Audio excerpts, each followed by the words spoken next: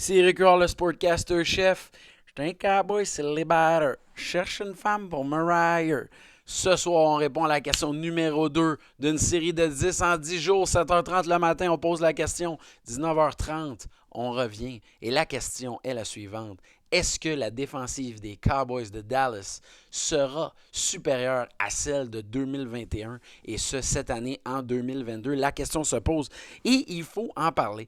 Je suis tombé sur des chiffres quand même intéressants qui méritaient réflexion. Tu sais, vous savez, ça fait déjà 4 ans qu'aucune équipe de la NFC Est n'a gagné de match éliminatoire. Et cette année, eh bien, en ayant le champ libre au niveau de la NFC, parce qu'on le sait, la NFC et la AFC ne vivent pas dans la même réalité cette année. Je m'explique. La AFC, les équipes devront être compétitives dès le jour 1 pour espérer faire partie des éliminatoires et connaître du succès. Les équipes de la NFC vont vivre une sorte de progress. Ils vont dominer. Je vais en parler dans les prochains jours parce que petit scoop, on va parler des Packers de Green Bay et de leur offensive. Donc, ce ne sera pas la même réalité. On va aller chercher des momentum, on va s'ajuster et on le voit dans les décisions que les équipes ont prises. Saviez-vous que les Cowboys de Dallas n'ont pas rejoint le match de conférence du Championship depuis maintenant 26 ans? Et c'est quand même l'équipe qui a le plus de valeur. À chaque année, Forbes fait son bilan. C'est l'équipe qui vaut 8 milliards.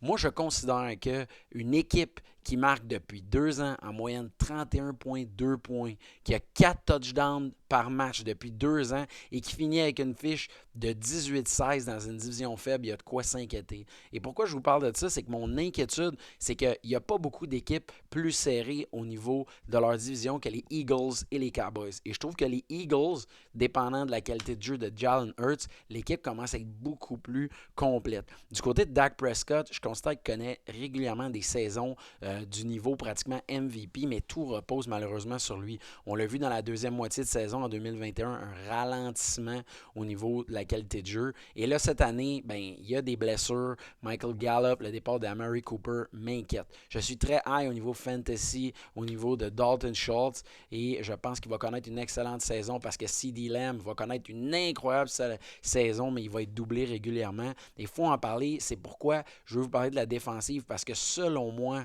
le prochain joueur défensif de la NFL, whose that is,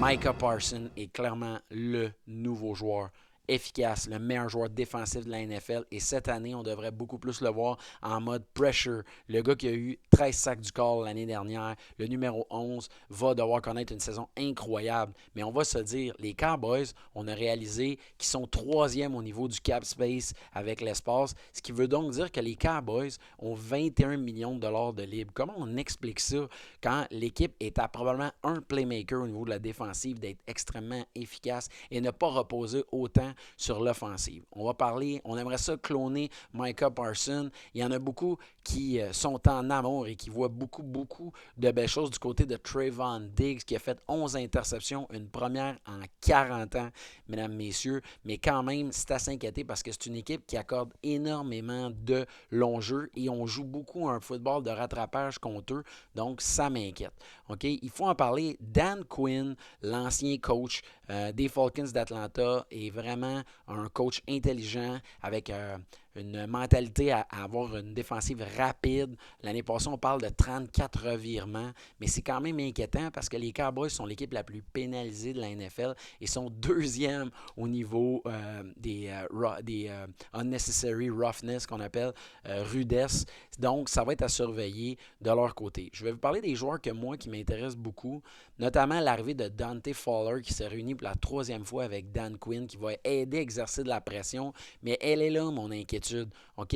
Vraiment, est-ce que DeMarcus Lawrence est réellement un MVP, un joueur tout étoile défensif qui va aider à exercer de la pression? On parle de seulement 14,5 sacs du corps dans ses 39 derniers matchs. Ça m'inquiète un petit peu. De l'autre côté, il y a des acquisitions quand même super intéressantes. Je pense à Gabriel Cox qui devrait jouer Nichols cette année, qui est un 115e choix, mais qui avait reculé dans le repêchage. Il vient de LSU. Il a une blessure à l'épaule. Et tout le monde parle de l'arrivée de Anthony Barr, l'ancien joueur vedette Pro Bowler des Minnesota Vikings, qui devrait aider beaucoup, mais quand même, dans un calendrier de 17 matchs, il y a de quoi s'inquiéter qu'il n'y ait pas de blessure parce que l'année passée, les Cowboys ont eu énormément de blessures. L'acquisition de Jaron Kearse, le safety, va vraiment aider cette défensive-là qui a nécessairement besoin de playmaker. Mais le joueur qui, je considère, qui est à surveiller et qui a subi des blessures l'an dernier aussi, c'est Neville Gallimore, le gros joueur qui est shapé comme Warren Sapp, l'ancien des Buccaneers et des Raiders. Je pense qu'il peut faire la différence et être un joueur clé pour eux. Parce que moi, je vous le dis, cette année, je vois quasiment une fiche identique du côté des Eagles et des Cowboys à 11-6, 11-6. Mais sérieusement, la fenêtre se referme si Dak Prescott ne donne pas un jeu de top 5 quarterback qualité pour la prochaine saison. Mais j'aime ce que je vois au niveau des acquisitions. Mais comment expliquer qu'une équipe qui vaut 8 milliards, qui pourrait avoir une mentalité comme les Rams de Los Angeles le font, d'être extrêmement agressif, d'aller signer les gros joueurs, qui a 21 millions de dollars de cap space de libre, n'a pas signé le joueur défensif manquant, la pièce manquante. C'est pas le safety Malik Hooker, c'est pas le defensive end Terrell Basham qui va tant aider que ça, mais c'est mon inquiétude. Et pourquoi je vous en parle? Parce que j'aimerais donc ça, voir les Cowboys connaître du succès. C'est l'équipe de mon père, c'est l'équipe d'avant, des premiers souvenirs de football. Puis je serais content pour eux. C'est l'équipe qui se fait le plus écœurer de partout au niveau du fanbase, mais c'est une belle équipe. C'est une équipe qui investit de l'argent, qui a un beau stade. Tout le monde voudrait aller voir les Cowboys jouer. Ils ont une belle attaque, ils sont cool. Micah Parsons est cool. Pour vrai, moi, je serais content qu'ils connaissent du succès. Je suis inquiet de voir Ezekiel Elliott ralentir et de voir la ligne offensive aussi vieillissante.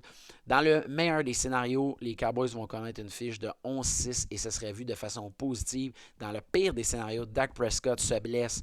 Il y a un ralentissement au niveau de l'offensive. La défensive n'est pas capable de tenir le coup. Et du côté des Eagles, Jalen Hurts et A.J. Brown connectent et on voit que les Eagles vraiment compétitionnent et prennent le dessus de la division qui est à prendre. Du côté de la NFC, clairement, on est en mesure de gagner un match de série cette année pour la première fois en 4 ans.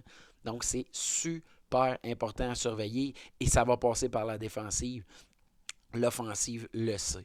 Alors, that's it for today. C'est Eric Huard, le Sportcaster Chef. Et je vous invite à suivre notre page Facebook, nous suivre sur Spotify et venir s'ostiner avec nous autres pour le sport parce qu'on aime ça. Take care, guys.